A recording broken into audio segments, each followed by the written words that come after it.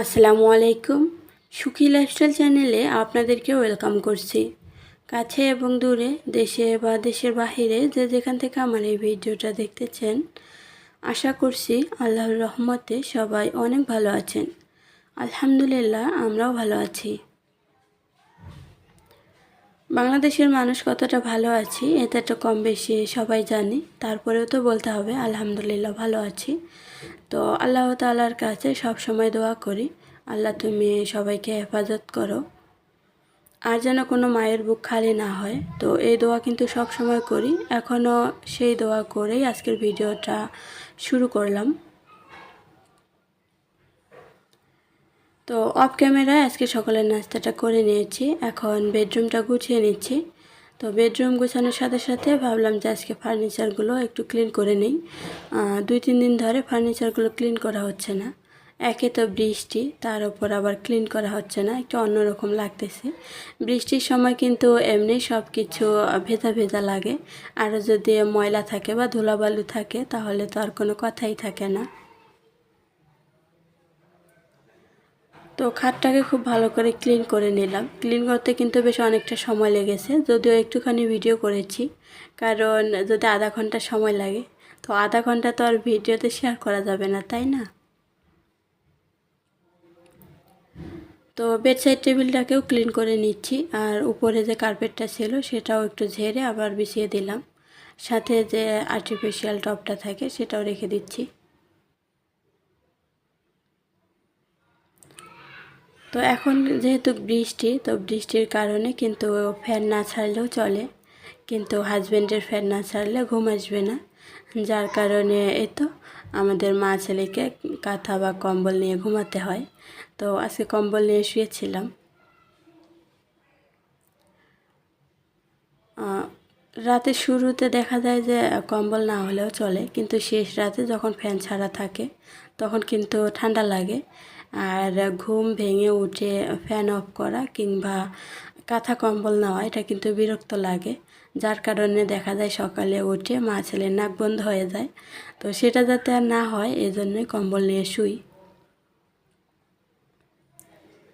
তো আজকে বেডশিটটা চেঞ্জ করে নিয়েছি, কারণটা হচ্ছে প্রায় 5-7 দিন ধরে বেডশিটটা চেঞ্জ করা হয় না, আর 4-5 দিন হয়ে গেলেই আমার বেডশিট বেশ নোংরা দেখায়, মনে হয় যেন প্রায় 15-20 দিন ধরে একই বেডশিট আছে, এতটাই নোংরা হয়। তো কি আর বলবো, অলসতা করে 2 দিন ধরে হচ্ছিল না, সংসারে কোনো কাজকর্ম ঠিকভাবে করছিলাম না। তো আজকে আর কোনো অলসতা না করে ভাবলাম যে কাজগুলো শুরু করি আর ভিডিও করি। যদিও কালকে ভিডিও আপলোড দেওয়ার ডেট ছিল, কিন্তু দিতে পারিনি। একদিকে তো ভিডিও রেডি ছিল না, অন্যদিকে মনটাও ভালো ছিল না। তো সব কিছু মিলিয়ে আর ভিডিও শেয়ার করা হয়নি। তো আজকে সকালে উঠে ভাবলাম কাজও করি আর ভিডিও করি, সাথে ভিডিও আপলোড করব, কাজগুলো হয়ে যাবে। তো এই যে কুশনটা এভাবে রাখলে তো বেশ ভালো লাগে, কিন্তু এভাবে রাখার কোনো অপশন নাই, কারণ মানুষ যেহেতু 3 জন, বালিশও কিন্তু 3টাই লাগে। তো আরেকটা বালিশ কই রাখবো, সেটা তো এখানেই রাখতে হবে, তাই না? এই জন্য এভাবেই রাখলাম। আর এই যে ছোট্ট একটা কোলবালিশ, এটা কিন্তু নর্মালি যে কোলবালিশের সাইজ থাকে তার থেকে অনেকটা ছোট, এই জন্য চাদরের সাথে যে কোলবালিশের কাভার থাকে সেটা এখানে হয় না, অন্য কোলবালিশের কাভার আবার বানাতে হয় বা অন্য সাইজের বানাতে হয়। আর এই যে ওয়ার্ড্রোপের উপরে যে আর্টিফিশিয়াল গাছ বা ফুল থাকে সেটাই ক্লিন করে নিচ্ছিলাম, কিন্তু বুঝতে পারলাম না কালারটা এরকম কেন এসেছে। এরকম কালার তো ছিল না, এখন এডিট করতে এসে দেখি যে কালারটা এরকম হয়েছে, তো চেঞ্জ করে নিই, এরকমই রেখে দিয়েছি। ভিডিওর এ পর্যায়ে এসে সেই লাইক দেওয়ার কথা মনে করে দিচ্ছি, যারা এত দূর দেখতে দেখতে এসেছেন তো তাদের কাছে নিশ্চয়ই একটু হলেও ভালো লেগেছে, এই জন্য এত দূর এসেছেন। তো সেই ভালো লাগা থেকে প্লিজ একটা লাইক দিয়ে ভিডিওটি দেখা কন্টিনিউ করেন। আর যারা আজকে আমার চ্যানেলে নতুন ভিজিট করতেছেন, ভিডিওটি যদি কোথাও কোনো অংশ একটু ভালো লেগে যায় তাহলে প্লিজ চ্যানেলটিকে সাবস্ক্রাইব করে পাশে থাকা বেল অপশনটি অল করে দিবেন। তো এই যে আমার ওয়ার্ড্রোপের উপর এভাবেই কিন্তু সবসময় গুছিয়ে রাখি, তবে কাগজপাতি কিন্তু ওভাবে গোছানো থাকে না, অগোছালোই থাকে, ছড়িয়ে ছিটিয়ে থাকে ওয়ার্ড্রোবের ওপর। সেটা প্রতিদিন আমাকেই গোছাতে হয়। তো এখন ড্রেসিং টেবিলটাকে একটু গুছিয়ে নিচ্ছি।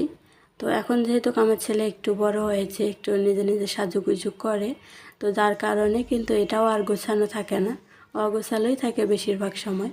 তারপরেও কি আর করার আছে, একটু তো গোছাতেই হবে।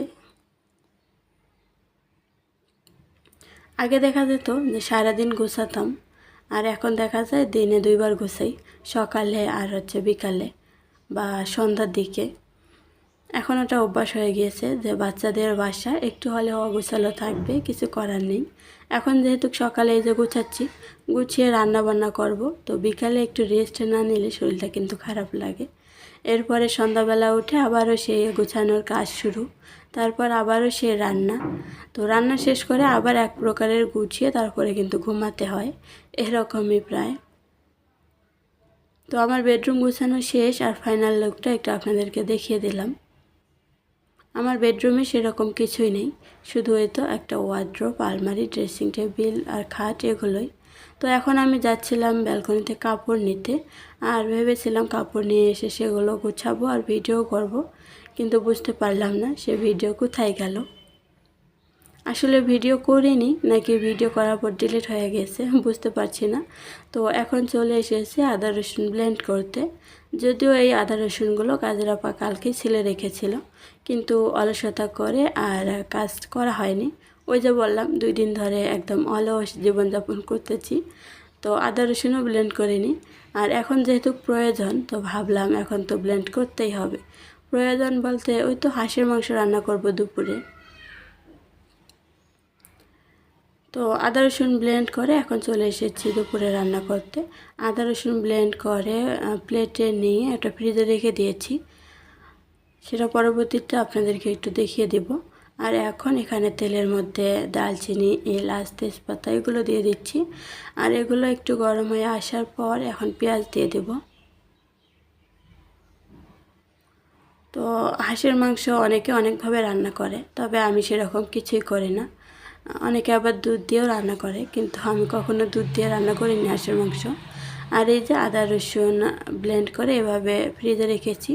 আর এখন একটু শক্ত হয়ে এসেছে, এখন সাইজ করে কেটে আবার বক্সে করে রেখে দেব। এখানে এখন লবণ, হলুদ, মরিচ গুঁড়া, জিরা গুঁড়া, গরম মশলা গুঁড়া এগুলোই দেব, ধনিয়া গুঁড়া দেব না। তো হাঁসের মাংস কিংবা গরুর মাংসের মধ্যে ধনিয়া গুঁড়া কিন্তু আমি দিই না, আমার মনে হয় এতে কালারটা অন্যরকম আসে। জিরা গুঁড়া একটু বেশি করে দিলে কালারটা কিন্তু সুন্দর লাগে, তো সেটাই করি। মশলাটাকে খুব ভালো করে কষিয়ে এখন হাঁসের মাংসটাকে কষিয়ে নিচ্ছি।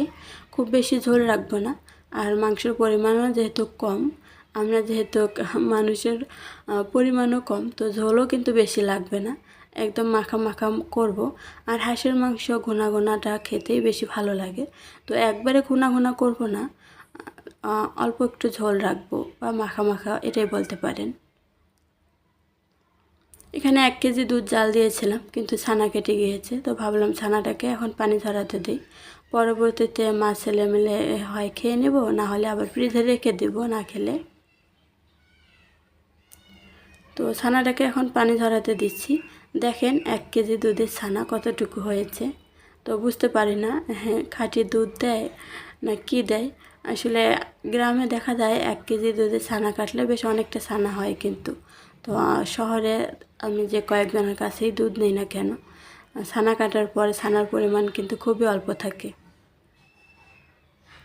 সকালে নাস্তা করার পর কিছু থালাবাটি ধুয়ে রেখেছিলাম, আর এখন সেটা জায়গা মতো রেখে দিচ্ছি।